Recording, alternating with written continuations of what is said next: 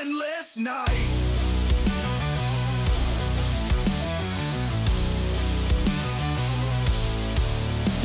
Stoner riffs pound, rhythm takes hold. Welcome to the abyss, let the tale unfold.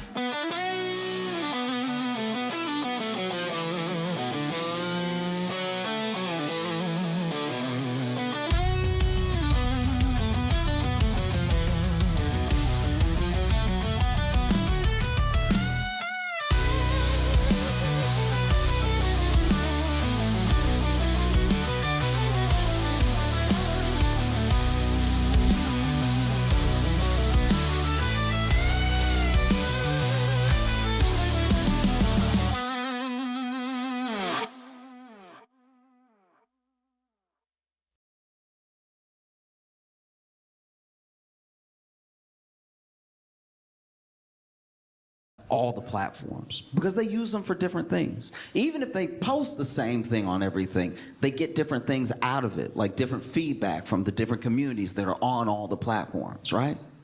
Because every platform has a different function. You go like Facebook. Facebook is like general life updates, but in like a major way. It's when paragraphs worth of stuff has happened to you. You know? And there's pictures too, but the pictures usually go along. Usually it's like somebody quit their job, so they post a picture of a sunset, and then they just talk about everything their job ever did wrong to anybody. Really air out the whole job in the post. Twitter is mostly for when you hate something. You mostly bring what you hate to Twitter to get other people mad about it. I've had good days, and then I accidentally opened Twitter, and I got mad about a whole host of things that I've never thought I would be mad. I didn't even know it existed until I read about it on Twitter. I don't even know if it's real. It could be a lie, but I'm very angry. You know? It's so bad on Twitter that Elon Musk was like, we gotta start being more positive, y'all. The richest, trolliest troll of all time was getting lit up so hard. He was like, y'all, kindness is the way, though. Not like the more I live, the longer I live, the more I can tell that like, positivity, that's the stuff. You know, Instagram is in an interesting place right now. I'm sure everybody has a different algorithm, but really use Instagram for real. Instagram been a lot more butts lately for me, and Yeah.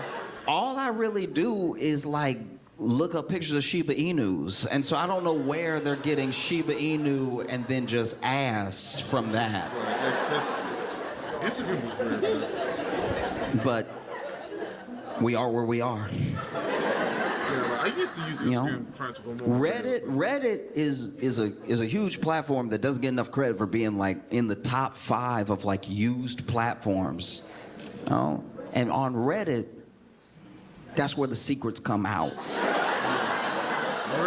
You find out stuff on Reddit you didn't think was humanly possible. People will tell you stuff on Reddit that either happened to them or that they did, where you wish that there was. You know how people said for a long time Facebook wouldn't do anything about it? For a long time, everyone was using Facebook. So this was talking about like when I was in like high school, college, everybody was using Facebook, and they were like, why can you only like stuff? You should be able to dislike stuff. You should be able to, and they finally added all the emoji icons for the different reactions to a post. On Reddit, when I'm reading sometimes, I deeply wish that there was just a police icon, just so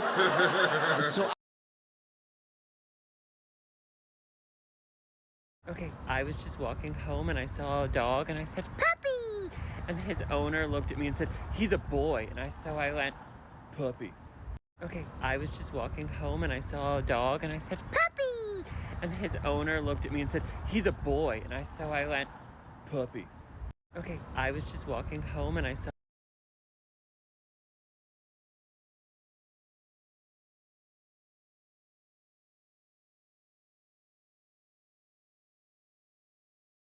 The BBB connects people with businesses they can trust. Live happily, better after. Always look for the sign. Worried about it. There's people and there's programs. They found out that there are 441 federal agencies on the Federal Register. 75 are actually obsolete agencies that are just existing people writing checks. There's 2.5 billion. What does that mean? They found out that these agencies are obsolete? What? The size of the U.S. government relative to the population hasn't changed in at least half a century.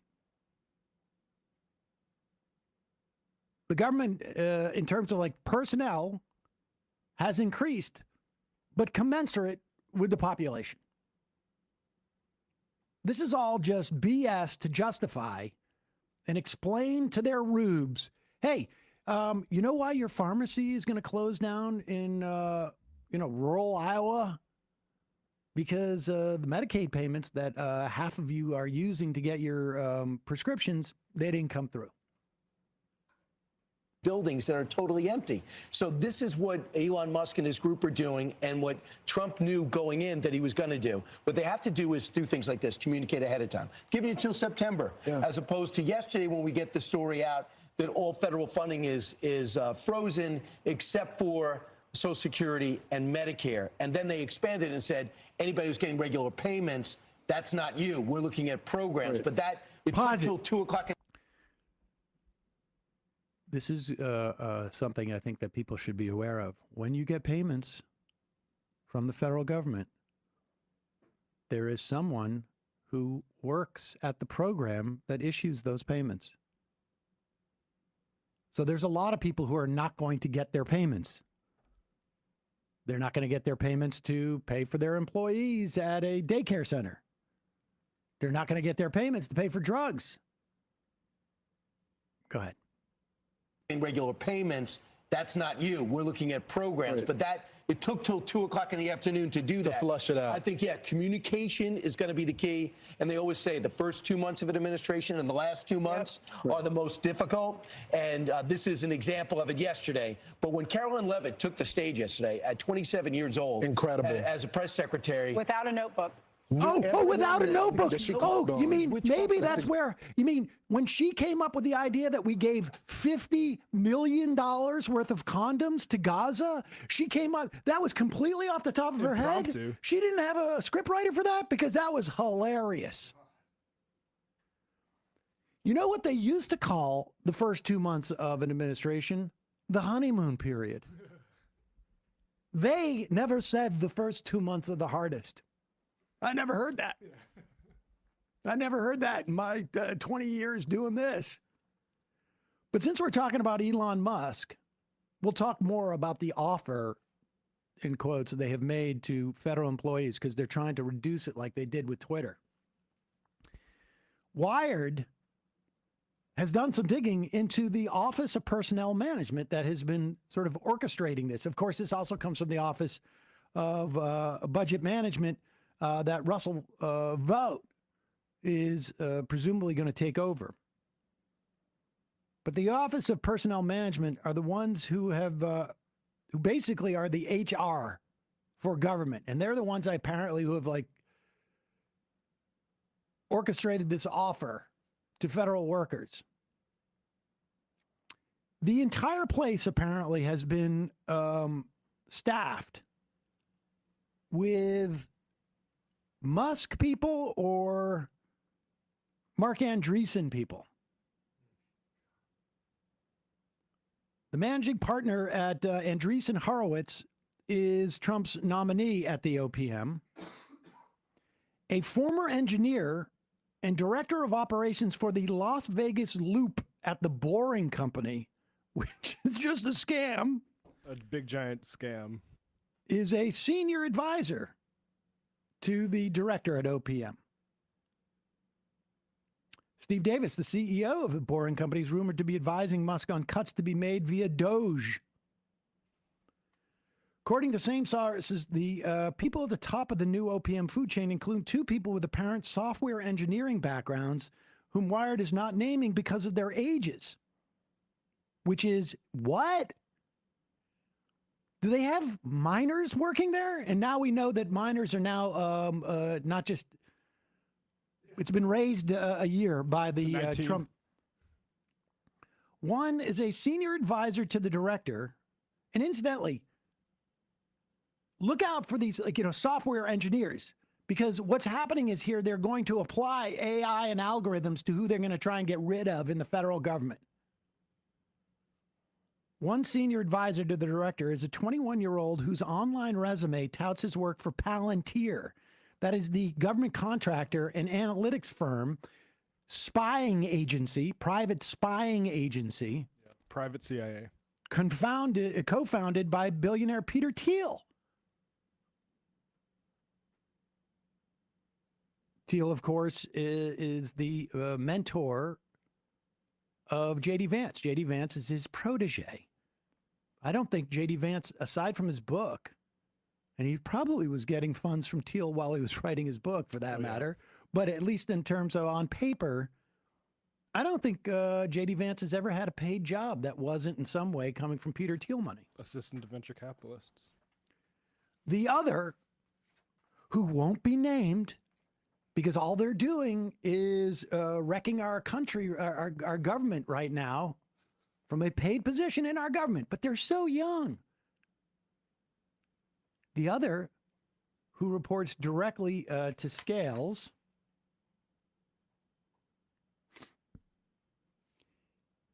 graduated from high school in 2024. Now, I don't think he's or she is in college, or they are in college. They might be, but juggling the personnel of the federal government and freshman year is tough. They sometimes say like the first semester at college is difficult. Yeah, So that might be, now maybe this person's doing it on their Christmas break from college, their freshman year, or, they graduated high school in 2024 and let's see, a mirrored copy of an online resume and his high school, I guess it's a he, his high school student magazine, he lists his jobs as, camp counselor and a bicycle mechanic among his professional experiences. Now, listen, back in the day, I used to fix some 3-speed bikes. I made a little cash that way. I'm not knocking it, but I don't know that that would qualify me for my next job to be human resources for the entire federal government. Leave some time for but wait, activities. He had a summer role at Neuralink, Musk's brain-computer interface company. The chimp abusing operation. And then you got some other stuff. People came from the National Rifle Association, Noah Peters, who was a writer at the Daily Caller and the Federalist. I mean, for those of us old enough to remember the Coalition Provisional Authority in Iraq, when Heritage Foundation was sending over, 21-year-olds to run a recently destroyed country. We know how this works out. But the problem here is there is no bad outcome for the Trump administration and the Republicans when they're putting people in who can't even do the basic functioning of government. That is not a bug. It is a feature. They were laughing about what happened to Medicaid. They were laughing about what happened to Head Start. They don't care. They know they have 2 years to wreak as much havoc as they can. And they're going to take every single day and they're going to do it. Later, we'll talk about the completely insufficient response by our so-called Democratic leadership. I mean, laughable. I mean, not laughable. It actually is like far more depressing than that. Hey, folks, don't forget to hit the subscribe button and check out our daily show. We do it every day at 12 p.m. Eastern for about 2.5 hours. We even take phone calls. You should check that out.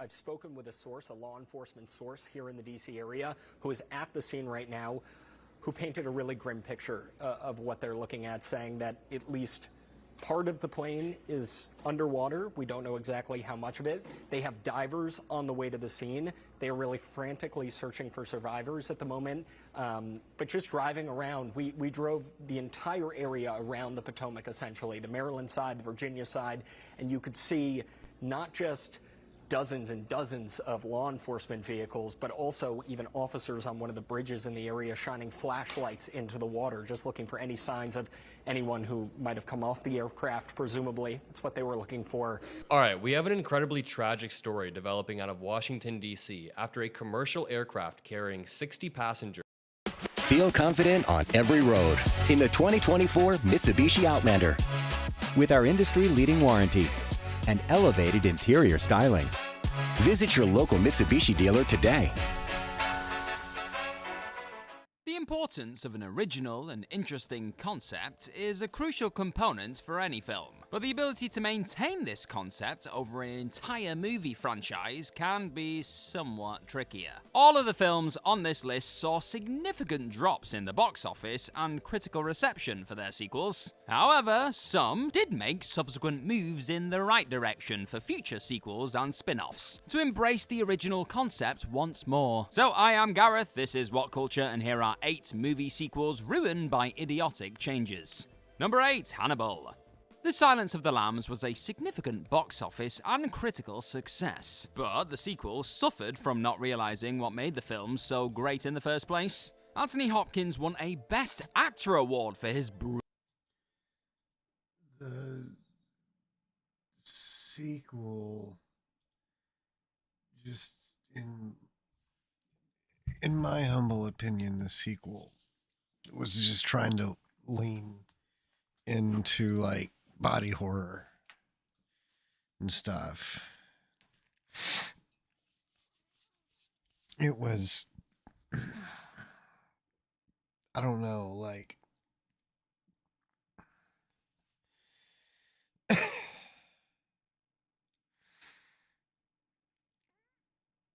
the first one was weird because it almost had a documentary feel to it. Was, I think, what made it so great. Was you felt like you were watching a based on a true story type thing. But the sequel, it was just a movie. It was just an attempt at a shocker movie. Brilliant portrayal of Hannibal Lecter in the original, but he was not actually the protagonist, this instead falling on the shoulders of FBI agent Clarice Starling, brilliantly portrayed by Jodie Foster. What made the original film the modern-day masterpiece it is, was the battle of wills between the demented genius Lecter and the innocent, vulnerable, yet courageous Clarice. The film is all about Clarice overcoming her fears, dealing with past traumas so she can effectively manage the threat she faces in the present day. Hannibal is representative of this fear, a brooding, scary monster of a man who Clarice must confront to move on with her life and stop the chaos occurring around her. The problem with the sequel, Hannibal, is that the film becomes more of a study of Lecter and loses its edge as a psychological thriller.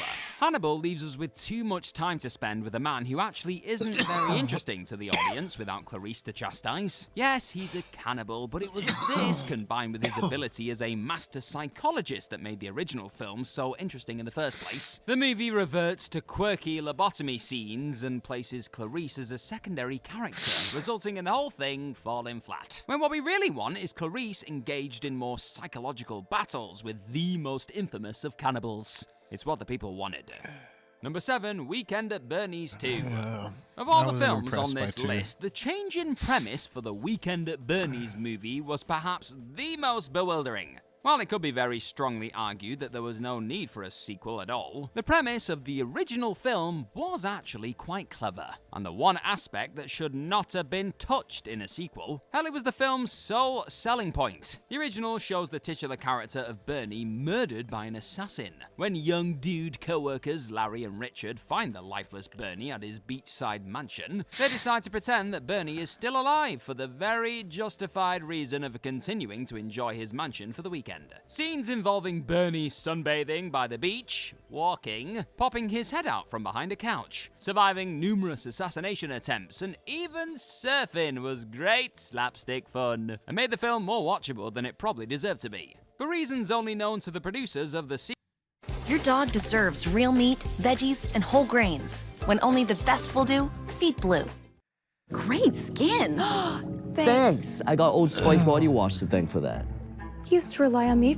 Sequel, though, this premise was not only ditched for that movie, but was actively worked against, with Bernie being brought back to life. The machinations of how this occurs, primarily through what can best be described as musical voodoo, is bizarre to say the least, and completely unamusing. The change in premise left the film with nowhere to go, and left a lot of heavy lifting to the rather unfunny lead actors. Perhaps Weekend at Bernie's 2 Rigor Mortis may have been a better choice, eh? Number 6, Transformers sequels.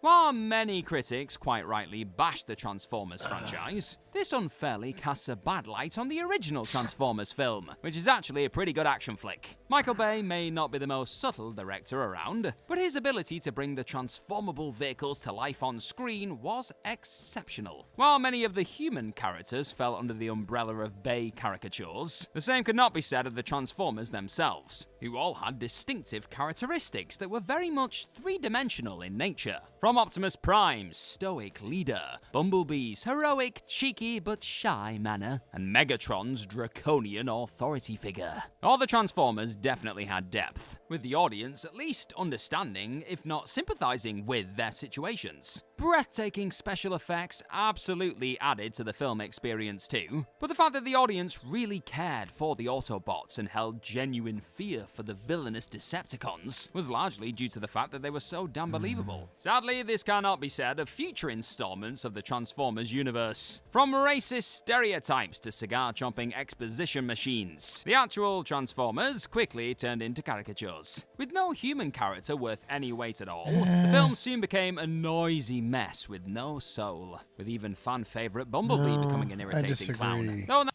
The Transformers part of the films stayed cool. It's just the whole nonsensical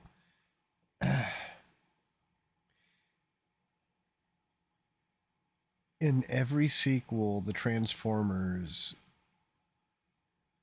were the supporting cast, bit players, background scenery, almost insignificant. In all the sequels, the movie revolved around whatever human was there. Like, oh, well, this one revolves around Mark Wahlberg, and then this one revolves around Mark Wahlberg again, you know. And it's like, it's called the fucking Transformers. It's not called Mark Wahlberg. But that's the mistake they made. Every film revolved around the human when it should have been revolving around the Transformers. That somehow still didn't stop the movies earning all the money at the box office. People clearly still wanted to watch. Thankfully, the problem was rectified in the excellent Bumblebee spin-off, bringing back the one thing that made Transformers such a fan favorite in the first place: a bit of heart. Number 5, the Matrix sequels. The Matrix remains today remains of human civilization. The Matrix sequels largely dropped. If you're enjoying this What Culture list today, my friend, then heading your way. Number 4, The Transporter 2. The original Transporter was one of Jason Statham's first starring roles in a movie, and the film proved a perfect vehicle for his talents. The film was quite noir in nature, with Statham's character, Frank Martin, delivering packages of any sort. No questions asked. But when one delivery ends up being a young lady, Stath soon finds himself taking on an underworld of seedy characters all trying to bring him undone. Statham was very much the anti-hero, which his role as a transporter enabled him to imbue. We in the audience were happy to cheer him on, while never forgetting that he was happy to deliver the package in the first place. Incredibly, though, the sequel takes Statham out of the world of transporting and effectively places him in the role of a glorified babysitter. There are some truly awful moments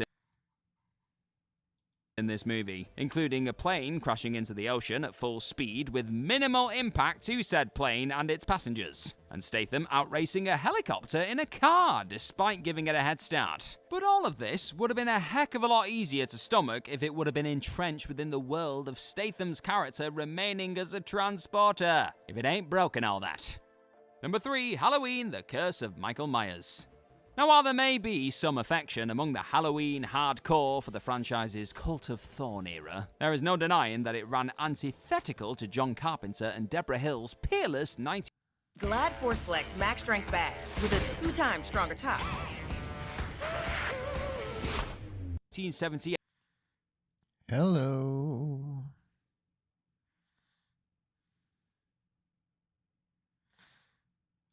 film. The film that announced Carpenter as a new master of horror. The original Halloween was a frightening, suspenseful meditation on the nature of pure evil. Dwight H. Little's film has a lot going for it, but it also sadly marked the beginning of the franchise's shark-jumping era, with sequels The Revenge of Michael Myers and The Curse of Michael Myers retconning Michael's origin, so that he actually inherited a pagan curse and was the product of the Cult of Thorn. The franchise would then be rebooted 2 further times in ways that never really captured the spirit of Carpenter and Hill's original film, until David Gordon Green came along and did just that with 2018's Halloween. We got there in the end. Number 2, Blair Witch 2: Book of Shadows. I loved it. While we have since been inundated and suffocated with films of the found footage genre, it is easy to forget how groundbreaking the original Blair Witch Project was, making many young filmmakers lament that they hadn't thought of the idea first. The found footage format worked on many levels. It allowed the audience to embody the character's journey into the woods, made a shot into the dark as scary as hell, and ensured that we never camped again. The other benefit that the found footage concept utilized, and one that is quite underrated in this format, is the ability to cover for the limited acting skills of the low-cost talent available. Any poor acting in the original film wasn't much of a problem, as the actors weren't really acting, instead playing heightened versions of themselves. That's exactly what the film set them up as, and it absolutely worked for the audience. The same, unfortunately, cannot be said for the sequel, which, despite having the same writers and quite literally 100 times the budget of the first film, bombed in every way imaginable. In fact, it was the increased budget that may have been a contributing factor for the producers to move into a more standard film format, special effects and all. The acting is quite deplorable, and while this is often the case with low-budget horror films, the fact that the actors were playing characters here totally broke the illusion of real life that made the original Blair Witch film and found footage format so engaging. There was also no build-up of suspense, no shaky cam to immerse you in the character's experience, and absolutely no runny noses. Although maybe that was a small mercy. What made the decision to change the premise all the more strange was that the found footage format could have so easily been applied to the sequel, and actually added more gravitas and investment for the audience. Had the concluding scenes inside the police station with our protagonist being interrogated by the cops been shot in VHS, then the film would have definitely lent itself greater authenticity. Sadly though, it wasn't to be. Number 1, Speed 2. While there were many worthy challengers, no film series could be more deserving to top this list than the Speed franchise, folks. The mind-boggling blunder made for the sequel will quite possibly go down as the worst mistake in Hollywood history. The original Speed, directed by Die Hard and Hunt for Red October cinematographer Jan de Bon, is one of the greatest action films of the 90s, boasting killer set pieces and an equally killer cast, with the chemistry of stars Keanu Reeves and Sandra Bullock anchoring the high-octane hijinks excellently. The concept was also total dynamite. The idea of people being stuck on a vehicle that cannot stop and their efforts to get out of this predicament ensured the film wouldn't go down as just another attempt to imitate Die Hard. Contrastingly, Speed 2 Cruise Control will go down as not just one of the worst sequels of all time, but quite simply one of the worst stories ever put to film. And the blame for this car crash, or in this case 2 cruise liners brushing up against each other of a movie? Trying to be Die Hard. More specifically, trying to be Die Hard by taking cues used from a spec script that was rejected for a Die Hard sequel years earlier. We went from a high-speed, high-frills public transportation peril to the slow, lumbering weirdness of an ocean liner. Why, oh why, the producers chose to place an extremely slow cruise liner in open seas in place of an out-of-control bus weaving through the tight streets of LA is hard to fathom, really. De Bont tries his hardest to invent moments of tension and excitement, but it's a fruitless... It was... I mean, it was an ocean liner, for fuck's sake. Well, the sun's gone down, but I'll be up.